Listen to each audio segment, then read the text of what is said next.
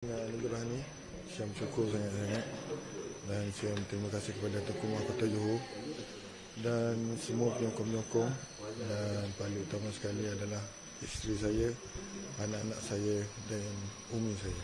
Selalu mendoakan kejayaan saya sampai saya duduk bawah sampai ke tahap sampai sekarang. Erti kemenangan Limah pada Syihan mungkin membuktikan Syihan masih lagi relevan untuk bersama skuad kebangsaan itu.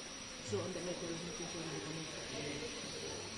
Untuk national team, untuk skuad kebangsaan semua, Syihan kita sebelum ni pun Syihan dah target yang mana perlu fokus, yang mana kita kena maintain semua, fokus step by step. Kalau kita fokus semua benda tak boleh dah, kita kena fokus step by step.